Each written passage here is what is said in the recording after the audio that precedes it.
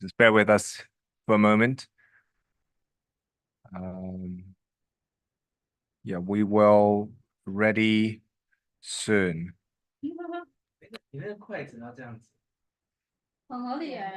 Okay, amazing.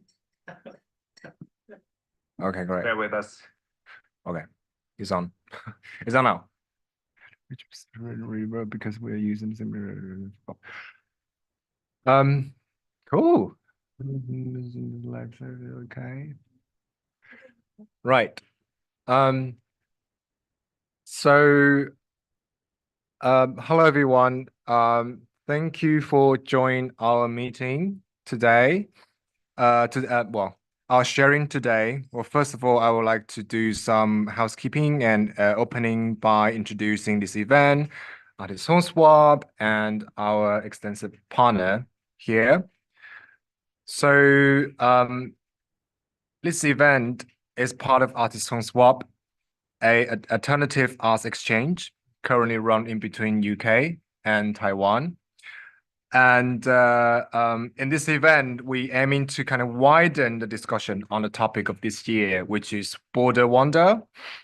And by inviting, as I said, like our extensive partners, amazing artist, Rachel, and amazing curating collective, Border Wonder, sorry, Performing Border, to respond to the topic with the current or exist or previous practices, then we will open up our conversations with this year's artists, Chloe and Eureka. It's over here. Hi. And yeah, so I don't know. Is that okay just for us to go really to one word or two to just introduce us? Yeah, okay. It's funny, it's like some sort of game. Hi, I'm Chloe Smith.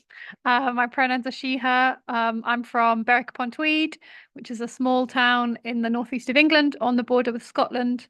And I'm an interdisciplinary artist. So my background's in choreography, but I work across live performance, theatre, installation. Yeah, I'm sort of interested in making work rather than what form it takes. Hello, my name is Yurika Imaseki. I'm a curator based between the UK and Japan. This time for the residency, I have been looking at stones and rocks in this island used for multiple sites, and also chairs as a way to look at commoning from in a site-specific way. Hello, so my name's Hao.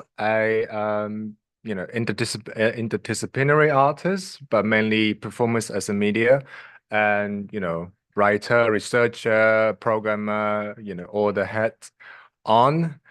But in particular, on this context, I was leading Artist Home Swap.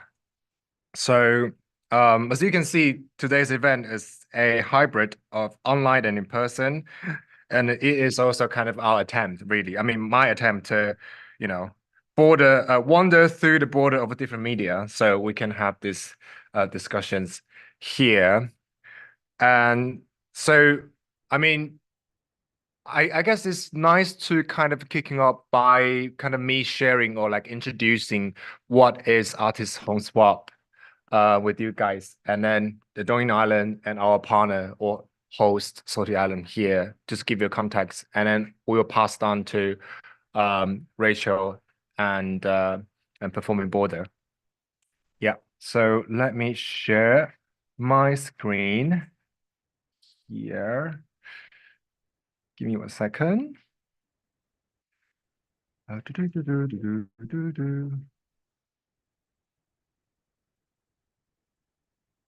leave it stuff. Yeah, different places. Okay. So, in a very brave way to say that, Artist Home Swap is a kind of alternative art exchange program, run like I said, currently run in between Taiwan and UK. By swap, I really interested in that kind of intercultural, transcultural arts practice exchange. And the most of the thing you can imagine on this note is either like international tour production, like theater performance tour or exhibition tour, or the residency. And for me, that's the kind of statement I wrote here is if artist in residence is perceived as a exercise of ideology and capital in this globalized society, then this project hope to develop the alternative fluid model by displacing the elements involved. So in a way, very short and very brief, I can say that is artisan swap. Like, for example, this year we have artists, we work with local hosts. When I say host, it can be a collective, it can be institutions, by introducing or bringing artists come here to do the residency perhaps and develop their creative practice at the same time to accessing their resources. And a year after, we're doing vice versa. Yeah. So in a way that is like, okay, this year, for example, I work with Salty Island, bring these two artists come to Taiwan, and next year I will work with the host, another host in the UK, then bring artists to the UK. And I would pretty much describe it as not like any other, well, just imagine this as a kind of like arts Airbnb, sort of. You can have a better sense. And yeah, and then I think the core feature really for me to do this project is I really want to break through the art space. I really want to break through the kind of a conventional sort of residency, say, oh, that's your studio and you can be here like 2 months, then we're going to do a showcase and that's it. So there's a lot of work around to breaking that work, a lot of work around enhance that local engagement.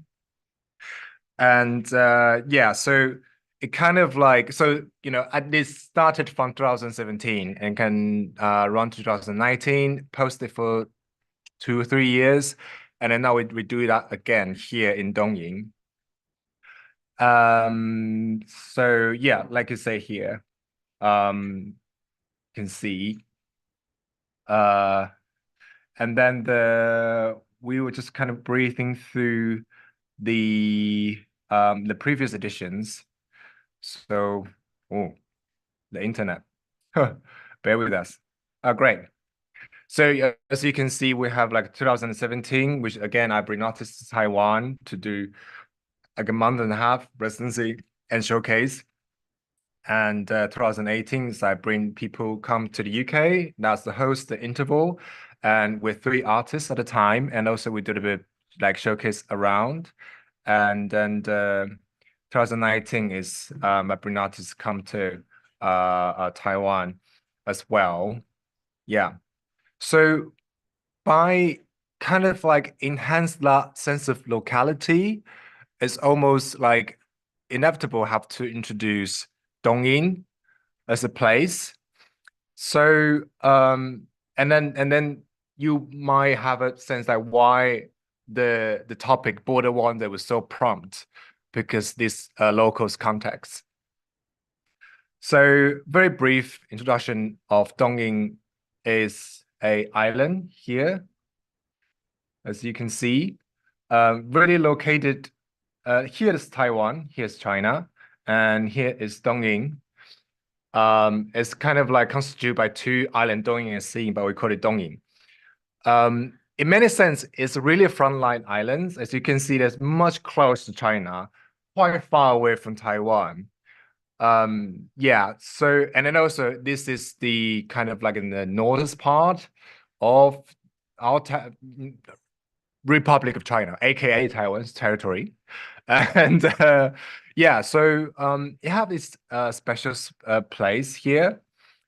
As you can see here, they have a brief introduction about geographies and the altitude. And also it's very hard to get here. One of the place to get I think almost like you have to use ferry either from mainland Taiwan. It took like, I don't know, you can 12 to 13 hours. Or if from Nangan, it's another island much closer with have airport. It will take, still you have to fly there, then take ferry here, then which take 2 hours. Yeah. and they have a lot of like strong military presence. As you can see, they're quite strategic, important place. But they also have its own culture, residents. It was a fishing island for a very long time, and through the history aggregated by pirates or smugglers. Yeah, so this is the kind of brief history of the history transformations and the old picture and how it kind of developed throughout here. Yeah, I think those information we can find it on Salty Island's website, can we? Yeah, so we will kind of share that link later if there's anyone's interest. But I also like to share a little bit of, our time here so far. So this is our accommodations. It used to be a military camp, but now it's, we slept there. Lovely place though. Really close to nature, great view. But have quite a few bugs. And you can see here was the lookout from our space actually here, which run by Salty Islands in the sunset time. And this is the not ferry, but yeah, battleship almost. Yeah. Yeah, military boat. Yeah. And then they have, the lighthouse was built by British almost a century ago. And yeah, I mean, in a way, it's really kind of like peaceful, calm sort of fishing island, but like it just have some hint around that kind of reminds you the tension because it's border. Like if you're taking boats around the island, you will see there's lots of like, artillery fort, which many of them be abandoned. And also you probably saw the news. Oh, and then the military present. Here I can also show the picture. So this is a kind of old military fort which is being abandoned. And here, and you'll sometimes see, military vehicles around. And I think it's very timely to show these informations here. If you see this on Guardian, with China just doing the military drone, I think 2 days ago, really? Yeah, 2 days ago. Yeah. And then we know about it because it happens around Dongyin. Let me see their news. Yeah, so this is saying like we're gonna do it, military drones around Taiwan, and this is what happens around Taiwan, and then this is what happens around Dongyin. In a way, it's very, like people didn't really like we don't really feel not nervous, but like, this thing prompt around this information kind of reminds you, oh, the tension's there. The tension is particularly present because here is the borderline. So yeah, so I mean, perhaps you can have a sense of why this residency have the topic of border, just because it's so relevant and so perhaps timely right now. And yeah, so I like to give more about the topic, a border wonder, because I'm interested in this place as a border, but also interesting what happened in this. Because imagine as a map, the border often to be a line, but if you zoom in indefinitely, there can be a space. So I imagine Dongyin is one of the place. It's not happened just in Taiwan, but anywhere around the world, have the islands, have a piece of land. Maybe it's not no man's land, but it's the land just sit right in the border. And I wonder what's life in there. I wonder what's the kind of a performativity of the notion of border. Yeah, because we went to see like it's almost like a tourist attraction, say like this like a northern part of Republic of China, aka Taiwan, which is just a rock, you know. But why become this attraction? Because it's not a spa. You really have a sense that kind of the border being performed here. So that's so interests me. But I mean, again, border also means a lot of stuff, you know, not just the kind of like a national kind of geographical line, a border of oceans and islands, border of different community and ethnic groups, a border of different languages. So yeah, so I mean that's the thing we kind of like try to explore throughout time here with Eureka and Chloe, but also like I want to open up the discussions with this extensive partner, Rachel's and Performing Borders, and kind of like to see um what's their practices, what what kind of border being performed in their practices. So that's why we have this sharing right now.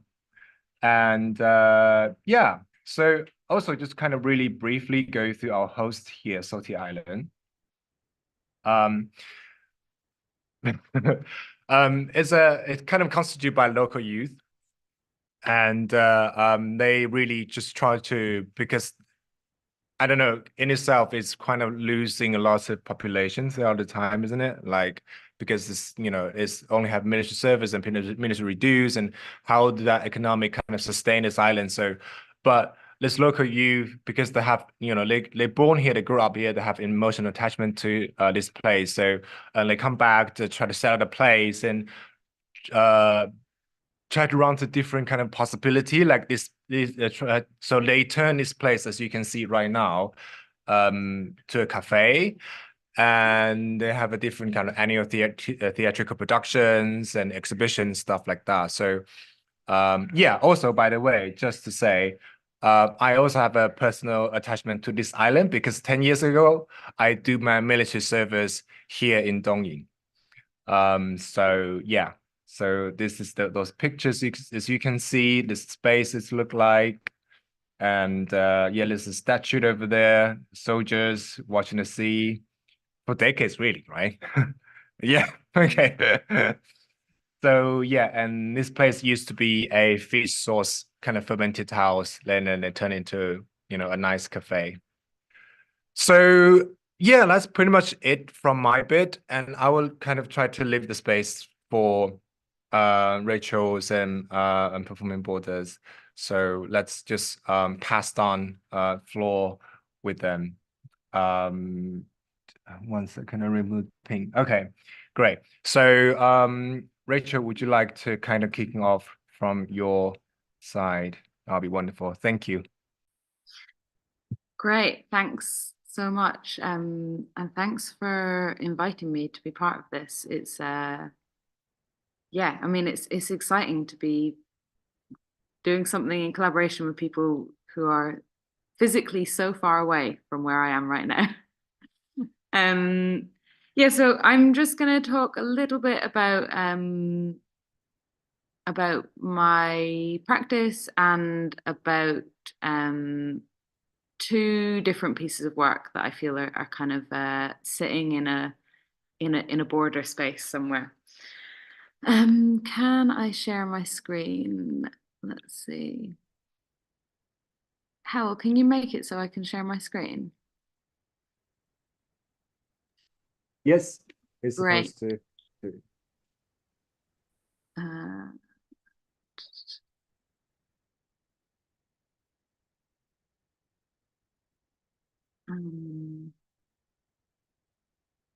Okay. Can you see that? Can you hear me? Great. Okay. So my name is Rachael Clerke, and I'm an artist based in Bristol in the southwest of England, but originally from Scotland. I am 33 years old. I'm queer. I've got a BA in experimental theatre. I'm a cyclist. And I've lived here in Bristol for 11 years, and I share a studio space that I'm in currently with 19 other artists, including Howell. So that's my kind of connection to this. What other slides do I have here? Oh, I'm not this kind of artist. I'm more like this kind of artist with lots of unread emails and sort of disparate projects. I work across lots of different mediums. So I started out making theatre and cabaret and kind of live art performance. And then alongside that, I was making loads and loads of different kinds of work that I wasn't really thinking of as my practice. So over the years, my practice has like fallen into lots of different categories, which is really annoying for people who want you to write down what you do in a funding application, but quite interesting for me. So over the last 5 years, I've made, amongst other things, radio pieces, textiles, publications, workshops, installations, a festival venue, a newsletter, and a bunch of kind of DIY businesses that are exploring economics and the economics of the art world. The most recent of that is Art Business Limited, which is a company I've just set up, which is kind of exploring the business as a container for my practice. Most of the work I make has some connection to either cities, so specifically thinking about housing and the built environment, queerness, a little bit as in terms of sort of queer identity, but mainly more about a process of queering, so of how we might take something and just do like this with it and look at the world in a different way. And also a lot about economics, and then a lot about play. And I'm sort of specifically interested in systems, in how things work, and in what we are like allowed to do and what we're not allowed to do. Yeah, so Howell asked me to think about my practice in relation to borders. And I think at first I was like, I don't make work about borders.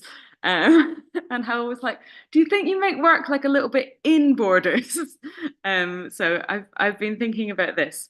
And as part of this, I looked up a definition of what a border is. And I thought this was a interesting sentence. So this says, a border is an imposed political or physical demarcation designed to separate, exclude, enclose, insulate, isolate, and or displace. Yeah, so I've been thinking a bit about that and about how I might make work that that pushes against these borders. And I suppose I'm thinking more metaphorically about things we are or aren't allowed to do, or things we can talk about, or kind of these like borders that are in our minds and also kind of societal that exist, that are like that belongs there and that belongs there. And I thought I would specifically talk about work that I've been making with children here in the UK, and thinking a lot around the relationship between like children and space, so children and cities and the built environment, or children and kind of like permission, like where children are allowed to be. And I think I am specifically interested in working with children because here in the UK, we live in a culture where kids are increasingly told to kind of be quiet and be small and not take up too much space. And yet children really bear the brunt of everything that's happening in our world, and we never like ask them what they think or let them into spaces. And I think, you know, right now I want to like recognize as well that we can really see that the way that everything that happens in the world is like affecting kids. And if you look at here, like how children are being affected by the housing crisis and by the cost of living crisis, and then, you know, in a really extreme situation, you look at the genocide in Gaza, and you know the amount of kids that are sort of dying in this situation, and they're not party to these decisions, but they're like so affected by it. So yeah, I think that's where that interest comes from.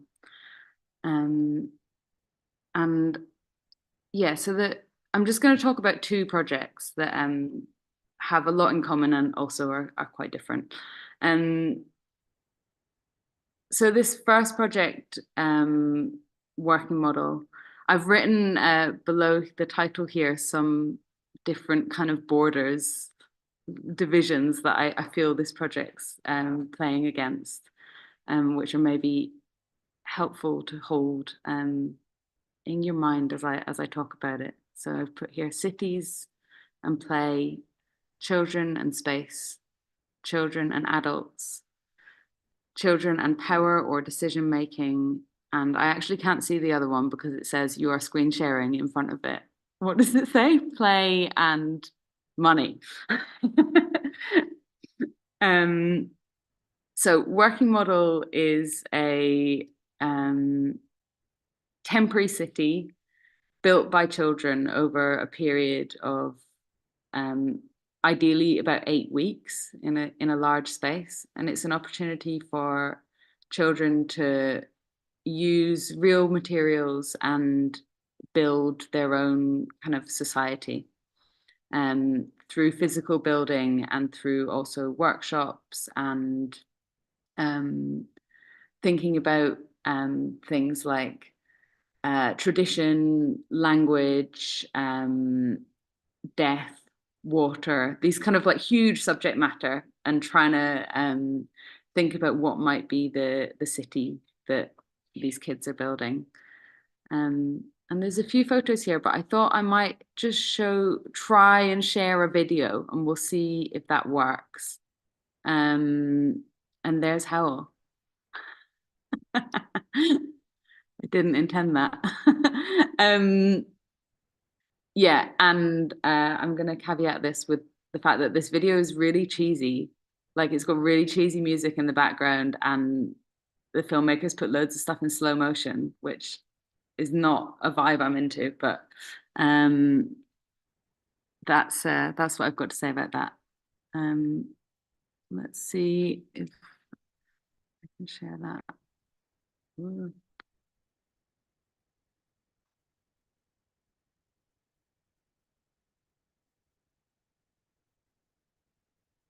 We live in cities because we want the stimulation of being around other people.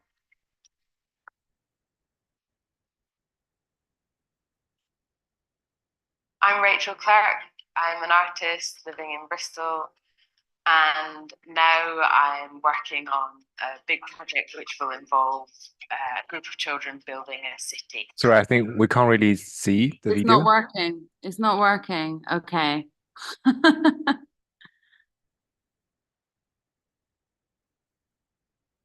Is it okay? Is it because it's in the wrong window? Hang on. Yeah, potentially, yeah. Oh God. 2 secs.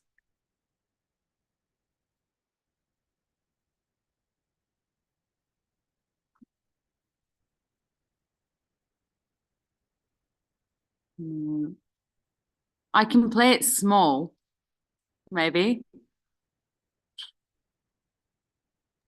We want the stimulation of being around other people. Is that working? I'm Rachael Clerke, No, artist living in Bristol. we can hear the sound, but not the visual. the video? Let's I'll just talk about it. It's fine. Sure. Yeah. Okay. Does that... Sorry. My computer's having a meltdown. Okay, can you see the picture again? Yeah, okay. Sorry about that, everyone. It's probably good. You don't have to see the slow motion children hammering. Yeah, so I guess like the question for me around this project kind of came from thinking about what, like, who are we not asking about the world that we live in? So we kind of yeah, like basically trying to be like, well, we haven't done a very good job of our cities as adults. Like they're not serving people, they're not working for lots of people, and like who are we not consulting, and what might you build if you were someone who didn't carry all the baggage that we carry as adults. And sort of playing with it feeling like a little bit like naughty to just be like, oh, we'll just like let kids do what they want and use tools that they're not allowed to use normally and make noise and have their own space. So yeah, that's kind of what that project's looking at. And I made that in collaboration with Woodland Tribe, who are an organization who build adventure playgrounds with cities. So this kind of aesthetic of this like very shonky wooden structure is come from them, and they're amazing. Like they do this all the time, and they're just like so chill about children with saws. Yeah, and then the other project I was going to talk briefly about is a project from last summer, which is called Play the Movie. And this was a film and play project that happened in a gallery in Wrexham in North Wales, which was a giant green screen TV studio, and it was open all summer in the main gallery in this art center called Tipau. And there was something about this that felt like it's maybe pushing it a slightly smaller border, but this kind of idea about like what is allowed to happen in institutional art space, and like who's allowed to be there, who's making the art, and what is how does this space look and how does it feel, and what is the volume in there. And yeah, so this was how we transformed the space. So we had this huge gallery, and then there were different artists commissioned to make installations and artworks that could be played with for the space. And we had a live feed always. So there was a camera set up in the space that kids could change the backgrounds of the things they were looking at. And so they could sort of be physically in this green space, but then also see themselves in this kind of, in any world they wanted, really. They'd just come up and be like, can we be in a jungle? And you'd be like on YouTube, like, yeah, I'll find your jungle. So kind of yeah, playing with like wish fulfillment and who owns the gallery. And we had 4,000 people through over the summer, so it was like very wild as a space. And then I worked with filmmakers in Wrexham to make a film out of that. And I think, yeah, in terms of that thing about thinking about borders, there's kind of that permission around galleries, and then this thing about control, about who's in charge of a space, and then also there was this kind of interesting thing that happened there between like a kind of public space and a private space, because we had this sound booth that you can see here, which was like this little shed, and kids could go in and press record on this sound desk and record anything they wanted. So we have this amazing bank of audio of children sort of making radio shows and singing and things like this. Yeah. Those are the two projects I wanted to talk about, and yeah, sort of think about in that context. I'm quite prolific, so I have like a million projects I could talk about, but I'm gonna stop there. And I hope that was at least a little bit interesting. Thank you, Rachel. That was wonderful sharing. That was a kind of like, see myself in a photo is be like, oh, I was part of that. And then yeah, I think you definitely have some really interesting approach, which we can have some conversation afterwards. But now, we can let's welcome the performing border, and then we'll have your sharing now. And you have a floor. God, now I'm nervous. Thank you, Al. Yeah, thanks, Rachel, for that as well. Actually, it resonates a lot because we've been talking lots about who has access to public space and being public without judgment and freely without having to consume anything recently. So that's a really interesting conversation, I think. Yeah, thank you for the invitation to be here. We are Performing Borders. My name is Xavier or Xavi, and I am a third of Performing Borders, together with Alessandra Cinetti and Anaí Saravia Herrera, which I think was here, but I think she's might have dropped off. We have been working. I'll talk a little bit. I thought to talk a little bit about Performing Borders and what we do, but also our concept of borders, which I think kind of goes a little bit to the heart of this conversation about what border wonder might be, because we think about these things, I guess, more structurally, but also in terms of live art practices. But we have been, before we go into that, we have been working with Howl since last year, I believe, on two separate projects. One was an event in Bristol, which happened around just before Christmas last year.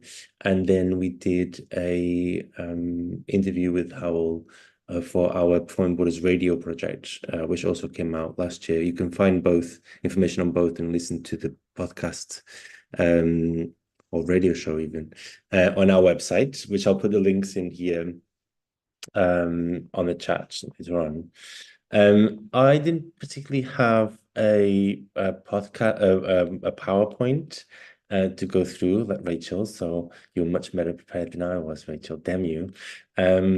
But I think that I will put some links in here as we kind of navigate this, what Performing Borders is, and maybe that will help with some of the understandings of what is it that we do.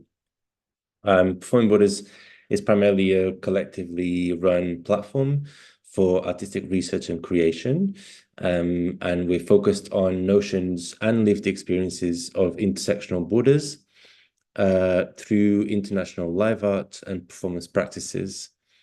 As I said earlier, it's co-run by myself, Alexandra Cinetti, and Anaí Saravia Herrera, in collaboration with our guests, curators, thinkers, artists, activists, and researchers. We live and operate really between different borders, and we collaborate with our partners in territories such as Nairobi in Kenya, or Copenhagen in Denmark, Montemor in Portugal, or La Paz in Bolivia, amongst others. But we are based between London in the UK and Porto in Portugal. We draw our curatorial frameworks from the knowledge based and shared by our contributors of the platform. And we have, over the years, created, I guess, a digital and live tapestry of interconnected and transnational experiments through interviews, artist commissions.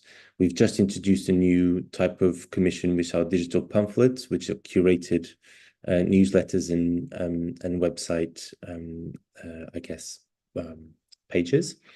Our annual e-journal, which we're going to launch a third version of it in September, hopefully this year, fingers crossed, which are multimedia kind of publications that with artists and thinkers from across the world reflecting on specific topics. Last year, the last version of the e-journal that we published was an exploration of how live art artists and collectives across the world were operating and how they were resource sharing, or how they were kind of crossing borders to be able to create their art. This year, we're going to focus on how artists are collaborating. So collaborative methods across borders rather than necessarily the structural methods. So more focus on the live art methods, I guess, of creation. And beyond the pamphlets, we also do an annual, in the e-journal, we also do an annual live event called Performing Borders Live, which has been hosted at Live Art Development Agency and Batsy Art Center. And we also do workshops, conversations, public digital publications, radio shows, as I said before, digital residencies, and all our work that we commission or that we create or that we write, I guess, is then published online. And the publication online is very important to us because it creates sort of this live tapestry that I was talking about, but also a kind of an ongoing and growing archive of live art practices from the world, from across the world. And it's freely accessible, and also specifically when it comes to audio visual content, we try to embed accessible features to them. So either translation or captions or audio descriptions of the work that is presented, so that people can have easier access to the content of it. That's kind of what we do in a very kind of I guess more accessible way of explaining it. And then kind of our concept of borders, because we're called Performing Borders because we started very simply in 2016 with just by interviewing artists who were working in their artistic practice with concept of borders. And we kind of expanded that a little bit to what Howell was hinting at in the beginning of this broadcast, I guess, about what borders are like and what are the concept of borders that we work with, that are not just the limitation of national borders or national delineations of state ownership, I guess. But we wanted to kind of think about what are everyday borders and what kind of borders we artists are actually navigating through their practices. So in both our collaborative work and individual research, we work with a definition of borders that is open and acknowledges diversity of experiences at the intersections of cultural, judicial, racial, genders, class, physical, economic, everyday borders, really. We look at the tradition of scholarship, theory, and lived experiences of borders and beyond, and the embodied knowledge of performers and live art practitioners that use border as the method of creation or research. For us, live art sits both at the borders of the art market and within the constant processes of research, and so creates the possibility to go beyond the space of the artwork itself, flooding into public physical and digital spaces and rethinking our relationship with borderline concepts and places. Live art for us is a lived-in ground, always in flux, which allows for multiple political negotiations, claims, encounters, and experiments, and constant research for alternatives to dominant power structures. And for us, live art becomes a method as it is a site of border struggle. Performing Borders centers the voices and embodied knowledge of those with lived experiences of borders and those with ties to various global diasporas. So initially, because we were mainly focused on the UK when we started in 2016, we focused mainly on UK-based artists who had migration background or migratory background or an experience of migration. And we've since expanded that a little bit to think about not just in terms of diaspora, but people who cross borders across all these definitions of borders that I just kind of talked about. And we reject very firmly the use of culture as an expansion of empire, nationalism, national definition, ableism, fascism, capitalism, and patriarchy, all of which we believe maintain the violence of borders and how they are mapped on territories in our lives, across the structures of our work, and how it operates under and in our bodies. And I guess finally, we live across borders, we curate and practice across borders, as I was saying in the beginning, and we wander through those borders with varying degrees of privilege because it is imposed on us for the reasons we've been talking about here so far. And we work for that reason, and acknowledging also that we live in the sort of capitalist competitive art market. We try to be true to our values, and so we will operate horizontally within Performing Borders. Obviously, with small teams, so it's easier to strategize, to be strategic about this, I guess. But we work up horizontally and with annual rotation of specific roles. So there's 3 areas of Performing Borders that we rotate on an annual basis.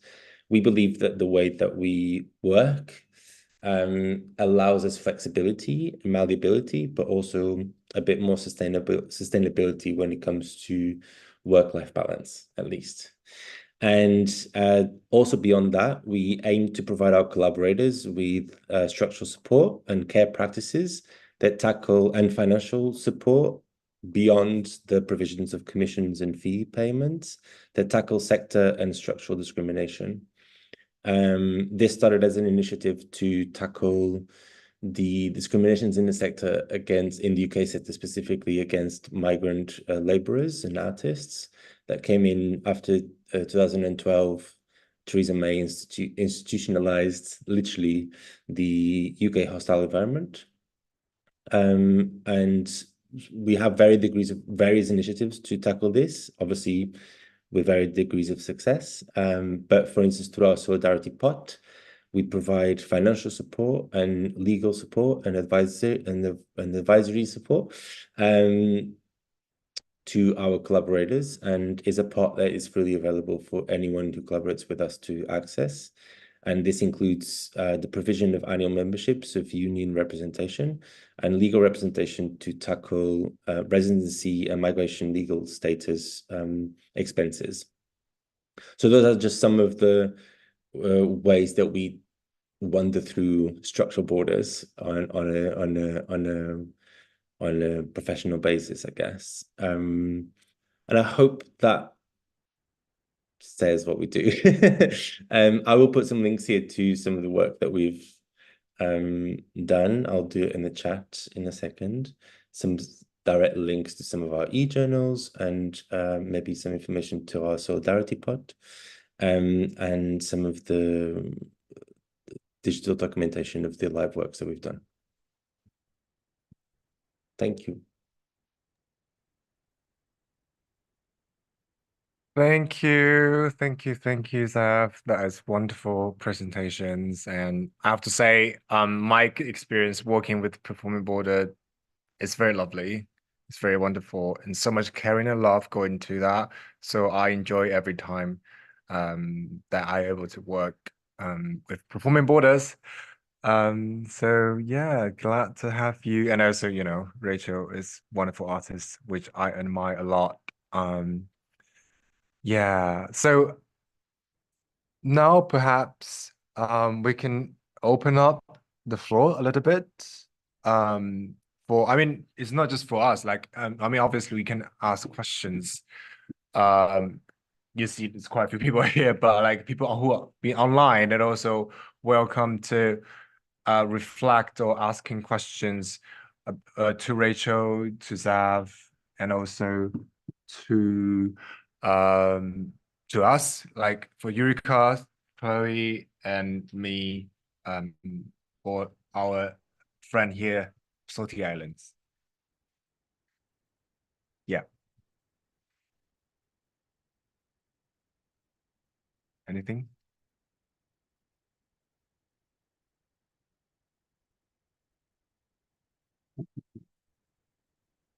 Okay, so maybe I can kick it off with these questions to Zav on performing border.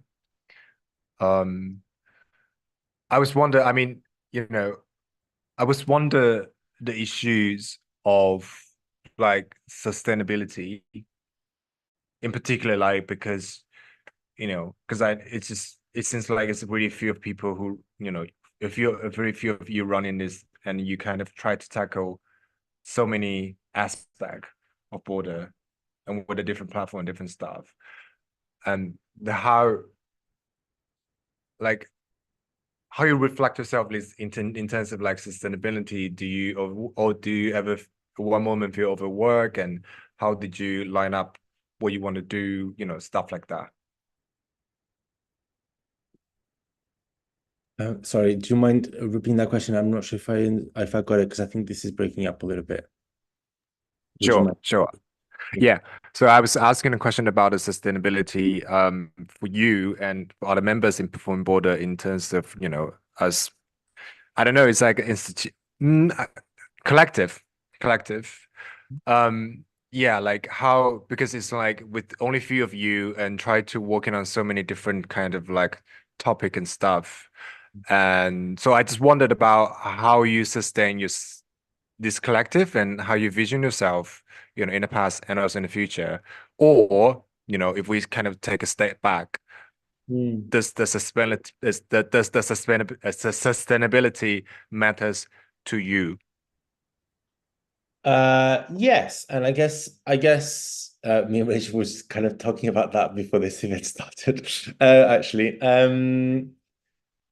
So there's different degrees of that, right? I think as a collective who is responsible for our collaborators as they work with us for also to be able to create the work that we're doing together, or that we commission. We feel like we have a responsibility and is within our values to ensure that people have the right resources and the right context for them to be able to create the best work possible. But also because they are human beings. So for us, it's incredibly important to make sure that everyone feels like they can live and operate with us and work with us, and I guess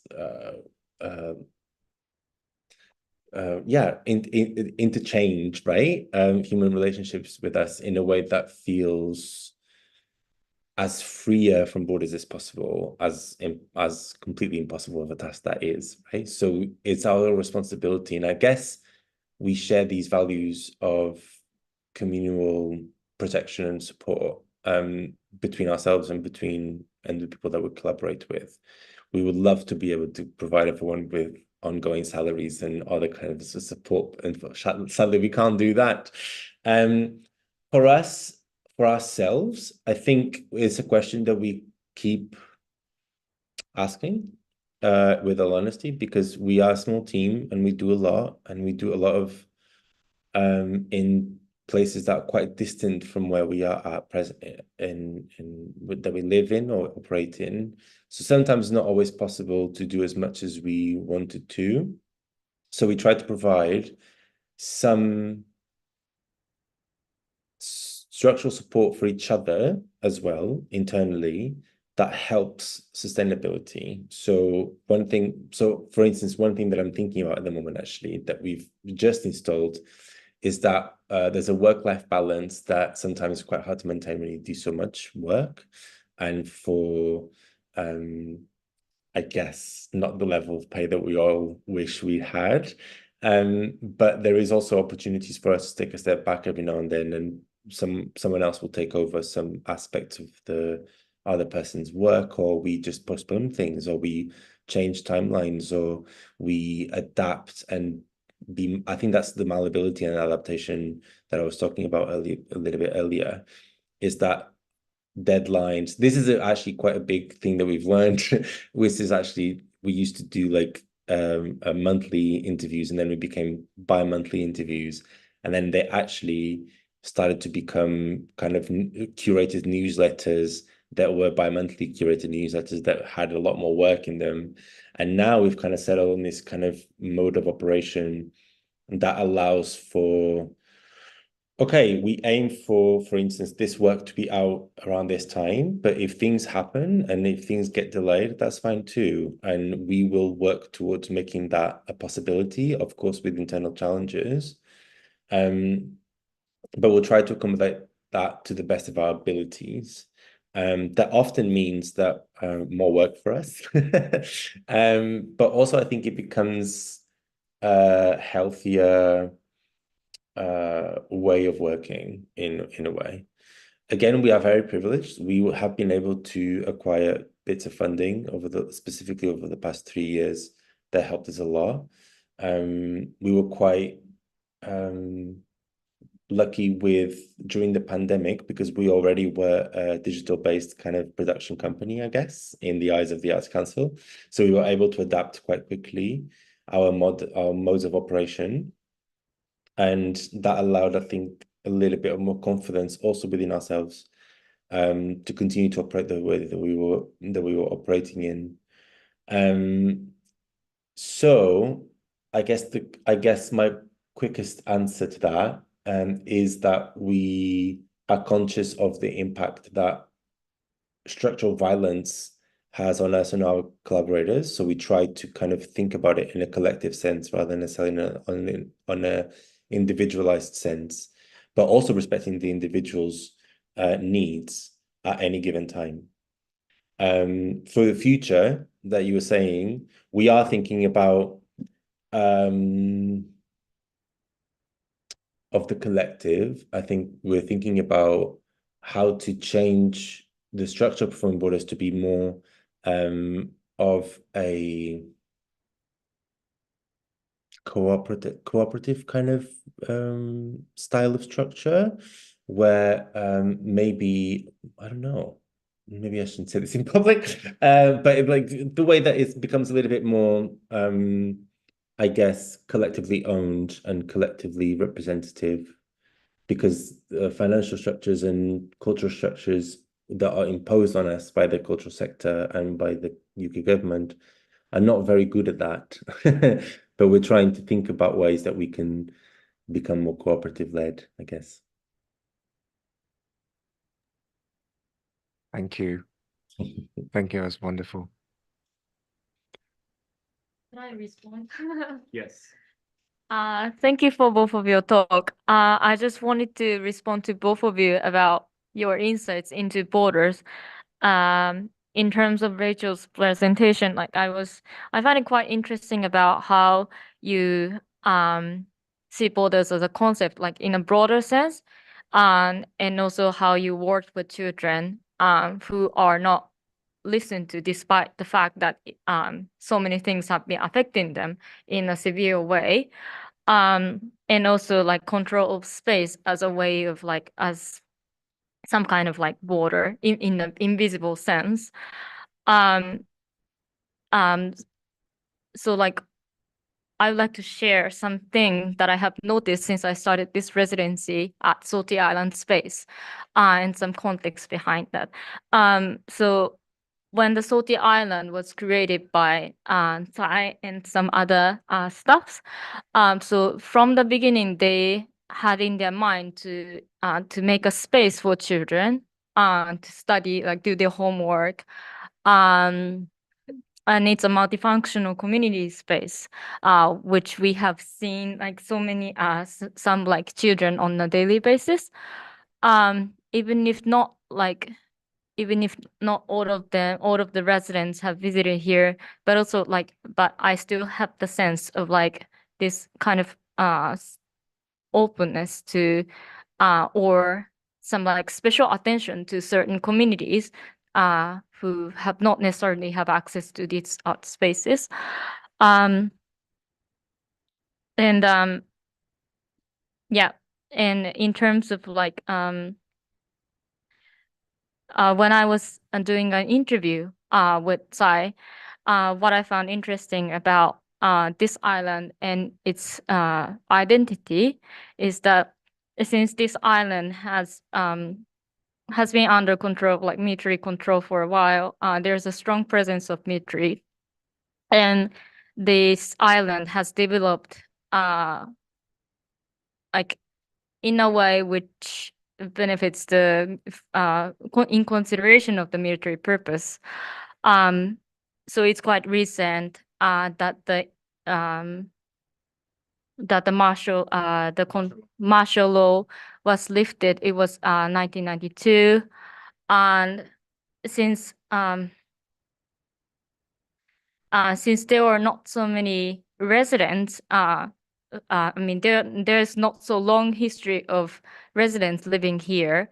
So, for example, like you can only go back to her grandmother's generation, which is around like 100 years ago, and so like you can trace back her grandmother's generation, her parents' generation, and her generation, whose identities have changed over time, which I found quite interesting to share. So for example, her grandparents' generation, many of them identify themselves as mainland China.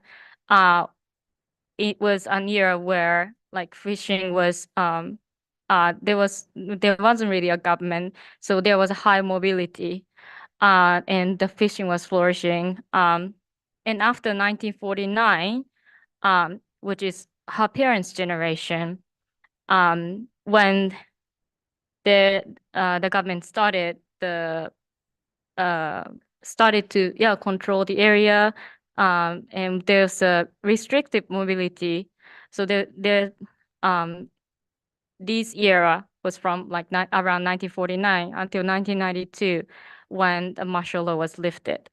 And Tsai's generation, it was after kind of like this island opened up to other areas, and they more of them identified themselves as Dongying instead of Taiwan or China.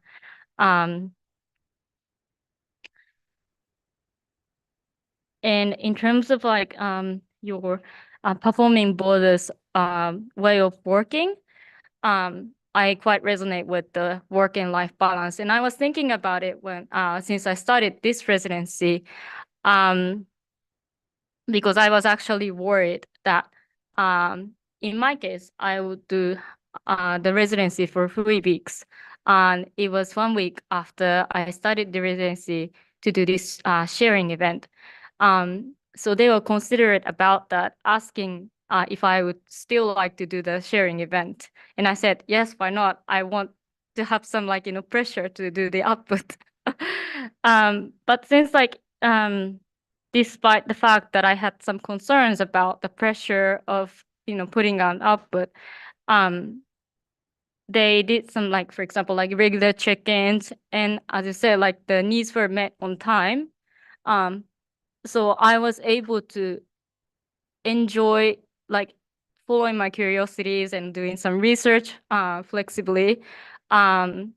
Spend some time with the local residents here and like have a walking tour together, and like I really enjoy the time here. So I think that this is something like this mix of like work as well as some like having fun time together made our like work life balance work really well. Thank you. I think it was kind of one of the response to that. I think a lot of joy is from our ice cream time. And I think, yeah, sorry, go on. I was just going to ask like a sort of nosy question, which is that I would love to hear about what you all did in your sharings today. I don't know if that's like on if that's like part of the Yeah, plan. yeah, yeah. I would be really curious. Yeah, we can do it very to hear briefly a of like, little like one. because I feel like Yeah, we missed like it. in yeah, sure. We can do like one line or two, like what we actually do today to kind of because um, I don't know. I know it's the afternoon in the UK, but we're actually here. It was like in 9 p.m. So we in the evening we just done our sharing. So it's like the energy was like woohoo, and it's like this. So yeah, yeah. Do we want to go to order? So the sharing today was the start with Eureka and then go to Chloe and then finish by my bit. Those I think is one thing I've tried in this year's edition is like I'm not only just organize it, I also making stuff during the residency. So yeah, let's describe it, what you do. Sure. So since I am interested in inter-Asian relationships, so when I heard about this residency program, since this island is located between China and Taiwan, and its identity has been oscillating between these places, I thought by looking at this island closely, I would be able to look at this island and the surrounding area in a way which is not bound by nationalism.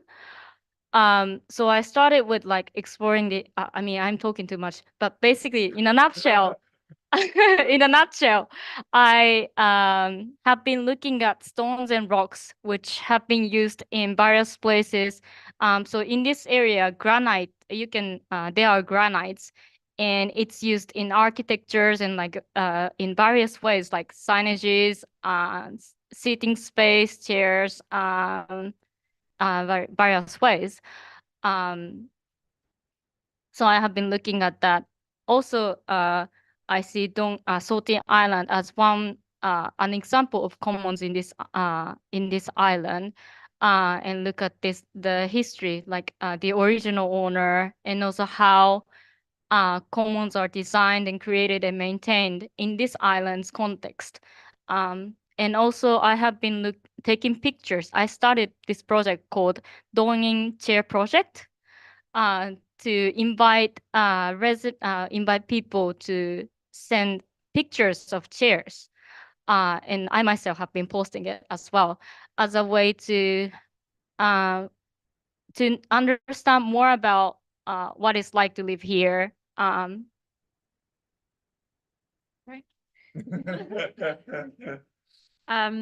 So my time here has been spent thinking about what it means as an outsider to look at a place, and I guess a bit about what the ethics of that are. I'm also quite clearly a foreigner on the island. My ginger hair is really a giveaway that I'm not from here. And one of the first things that happens, so there's lots of children in the space, like Eureka mentioned, they come and do their homework. I got really into talking to them via the mode of Google Translate. They've asked me lots of fun questions. But also the thing they kept pointing out was that my eyes are blue. And I thought, it's funny. I'm like tall. I've got like lots of ginger hair, but they're like, hey, your eyes are blue. Like that's the thing that makes you a foreigner, is that you have blue eyes. And so I was thinking about what it means to be the one pair of blue eyes amongst lots of brown eyes. And also the island is a lot about looking out. The whole landscape is covered in these military lookouts, and it's all about looking out from the island to the sea. And one of them is particular. Oh, it's a photo of me with some children. Someone's just showed me being interrogated.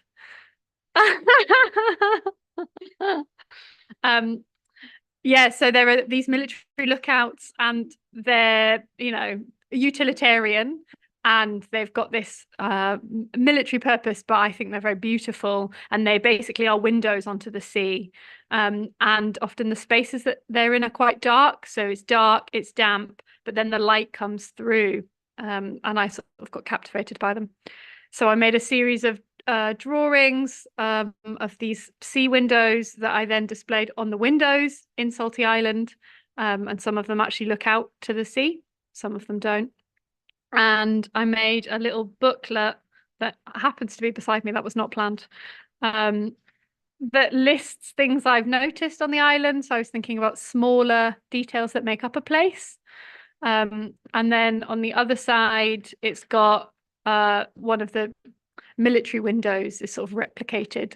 And then residents were invited to come on a walk with me to my favorite spot on the island, which is different place from, I guess, where you'd usually go, and invited to look through their window and frame something and think about how looking at something through a frame changes the way that you look at it. So yeah, all about various ways of looking and looking at and looking from within and from outside. Oh yeah, Hal's got a picture of one of the sea windows. Yeah. Oh, and also I got really into making postcards.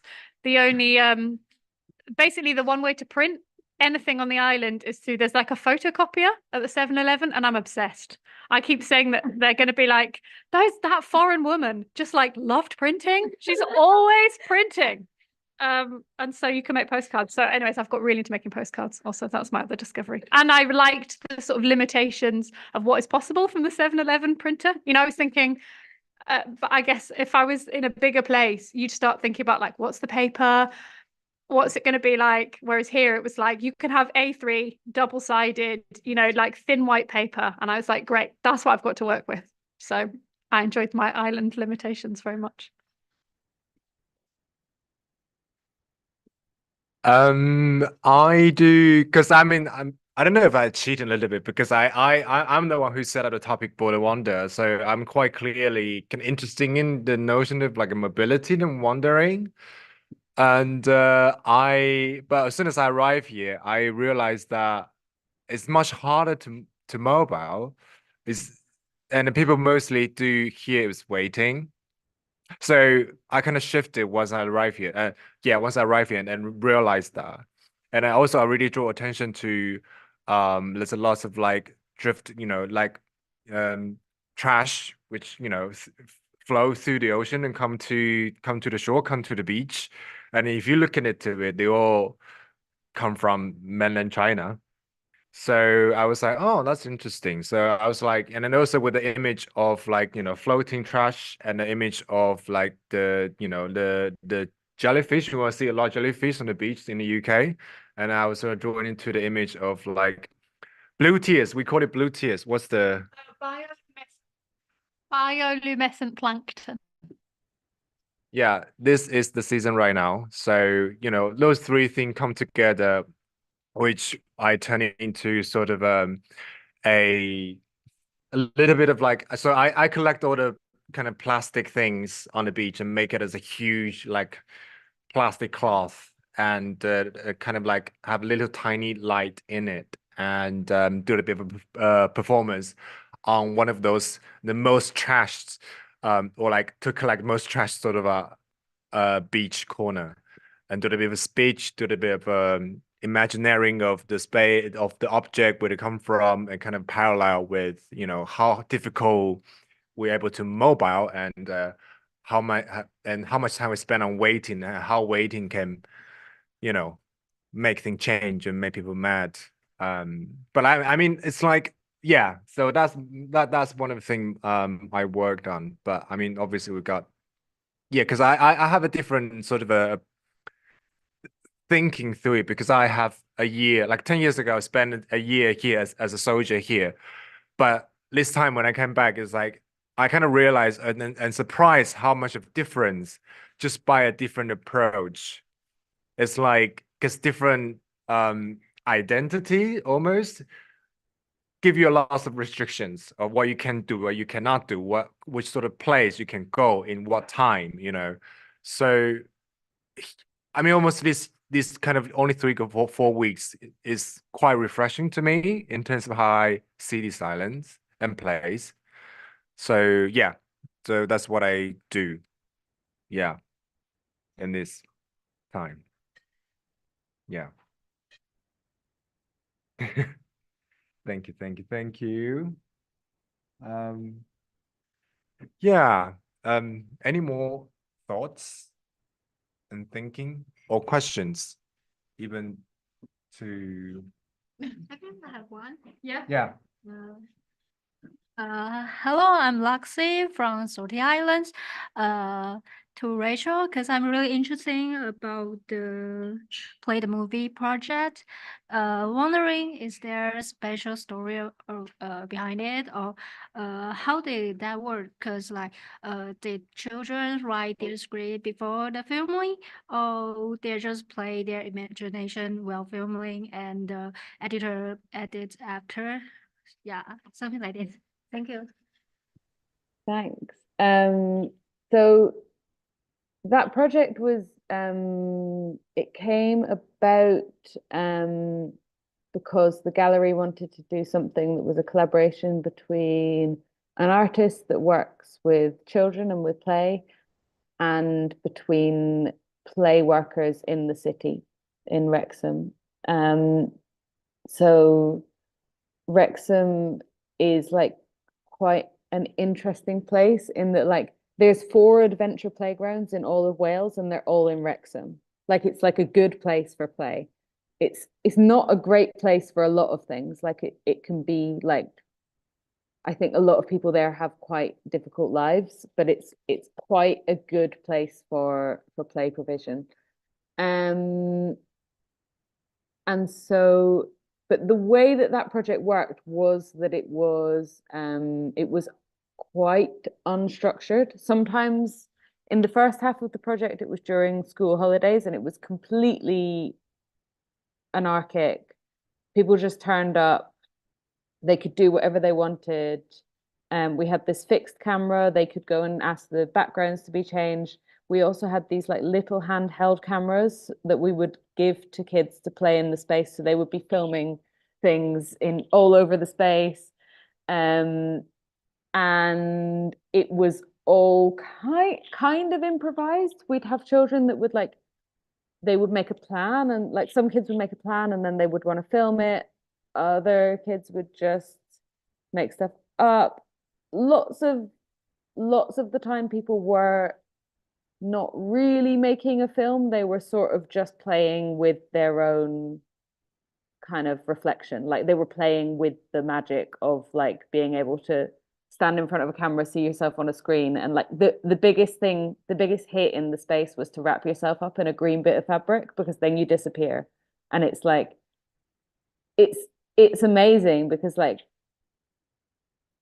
these are children who like, you know, they have access to phones and technology, and they understand green screen and they understand like video in a way that, you know, I wouldn't have as a kid. And so I was really like, maybe they are not going to think this is cool. You know, maybe they're just going to be like, yeah, whatever. I do this all the time. But like they were like absolutely mad for it. It's still magic, which is a relief. And then the editing process happened afterwards. So there was a decision there that it was not going to be edited by the children. And partly that was a kind of logistical consideration, and partly that was also like a decision that I made, in that I wanted the project to have kind of different outputs. So it had this kind of very uncontrolled space where you could do whatever you want. But then I've done quite a lot of projects with children making film works, and there's something about taking all this like, you can do whatever you want and not pushing things too hard in that space, to be able to then make it into something that has a very satisfying shape that's like, oh, amazing, it's a film. And we screened the film at the cinema at the Odeon cinema in Wrexham, and we had like a green carpet event, and like I was like on the carpet like taking photos of all the kids as they arrived and like asking them like what they were wearing. And so, you know, so we kind of like, yeah, playing between that like completely formless and then like quite structured thing. I think if I did it again, there might be a bit more structure. I think there was a lot of pressure from the like play work world, which is very concerned with kind of free play, to not impose structures on it. And which is like, I totally understand, but also like, for me, there would have been some magic in there being a few more set parameters, like a bit more story that was happening, because they really wanted to be like making a story. We had a lot of costumes, and so there was a lot of like, if you watch the finished film, like there's this pigeon mask that like crops up all the time, and there was this whole narrative of kids that would come back day after day after day that was around Pigeon Man, and they would go into the sound booth and like be talking about Pigeon Man, you know, like, so these mythologies sort of emerge over a project of that long. Does that answer your question? Yes, thank you. No. Thank you. Thank you. And was thank you, Rachel. I saw another Rachel was raising her hand. You would like to asking questions? Yeah, hi. Thank you everybody for really inspiring contributions, and I'm just like totally intrigued by all of these projects. My question's really to Rachel, and I'm not sure if it's really something you can know, but I'm interested in the sort of ongoing repercussions of your work, and whether you see any kind of continuing pushing of borders, maybe by children in anywhere else where they might want to be making more of their own decisions. I'm also interested in whether you see anything in terms of the adults who are around the children who experience them, and whether they also find a little bit more kind of opportunity or incentive to play in their own lives. Because I mean, you know, it just made me think we were all children. We all had this experience of being trained more or less successfully into being contained and being small. And, you know, whether both children and adults are kind of finding anything. Again, like I say, I don't know if it's something you can really have much chance to follow up, but whether you see any sort of sense of that sort of, I suppose it's a question also about kind of where these projects might go. Yeah, so it's a project, it's a question I wish I could answer, and I think really I should be able to answer actually, but because of the kind of like basically because of the kind of funding structures and the way that I'm able to do my work, it is often a contained project that happens not in the city where I live. I found it very hard to do large scale work with children in Bristol where I live, because it's not a priority of the Arts Council in this region. I've been told there's enough art like that happening. I haven't seen it, but you know, so I often go places and do these projects. But I think it's definitely the intention. So the intention of my work is never really to have like necessarily to have like an instant transformative experience. Hopefully it's like a great experience, but it's the hope is that it will kind of like plant a little seed of like, oh, maybe this could be different, or maybe we could do this in a different way, or maybe we could do that, or things like that. I think with the project in Wrexham last summer, one of the kind of amazing things was the amount of conversations I had with parents who were like very shocked to see their kids playing like that, especially children of parents of children sort of 10 and up, and especially parents of girls were very they were like, wow, I haven't seen them play like this since they were 6, and like, oh, I didn't think they'd be interested, but they want to come back. And like it really made me think, like, you know, we go like, oh, kids are they're just on their phones, and they're just like, they just want to be on the screen. And I'm not like denying the pull of a screen. Like we all experience that all the time, and that's engineered. And but I think it really made me think, like, maybe these kids are not being given space or permission to play because it's like, it's annoying. Like don't get me wrong, like that space, I was basically there all summer, and it was open like 6 days a week, and I wasn't there all the time, but I was there most of the time. Like, it's an annoying space to be in. Like, it's loud and like completely like wild. But like I just think we are asking children to be quiet and to be tidy and to not take up much space, and like to sit and look at a screen is actually like the most logical way to fulfill that ask. And so it's like I think we can't really have it both ways. Yeah, sorry, that's gone a bit off piste on your on your question, but yeah, I think there were like some quite profound realizations from parents in that space particularly. Yeah. That's great. Thank you. Thank you. Thank you very much. Any more questions before we close? Yeah.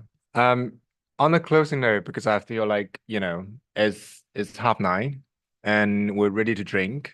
I have a long day. I'm joking. And but I mean, truly, I really appreciate, all the participants and, Rachel, Zav, and performingborder, Eureka, Chloe, Saudi Island, because this is I before this I kind of post for a couple of years, and in this round there's a lot of new try into this, and often including this talk, I was very, to be honest, I was very kind of like, I don't know, a little bit panic, but worry, like, because everything seems quite randomly put together. But after we went through this, you just realize how much of interesting parallels happens in this conversation. I mean, perhaps, and by the end of, we are at the end, but we can't really, there's no clear connection between what we're doing, but we can kind of feel it. I mean, at least for me, I can kind of feel it. It's interesting things to put together, and it's interesting thing to having at the same floor, we can, discuss and share. So it's truly, thank you, for all of you, including, all the participants, today. So, wonderful time and wonderful gratitude for all of you, people here, online and in person. And, yeah, thank you very much. Thanks, Howell. Thanks, everyone. Thank you. Thanks, everyone. Thank you. 谢谢，我们gonna heading off. Happy birthday drinks. Cool. Bye. Cute. I know Rachel's gonna dash because you're gonna share to catch. But Yes. so maybe you can, have some other time to, meet up. I don't know. Yeah. Yeah. To debrief in. So Yeah. thinking forward. Thanks so much. That was lovely. Thank you. We'll be back. Enjoy. Yeah, I already missed the place where I have no mosquitoes, so I get by a lot. They love me. Right. See you, Zav. See you. Thank you very much. It was also wonderful to see what your Bye. experiences and what you're doing there. Thank you very much. Bye. Yes. Yeah.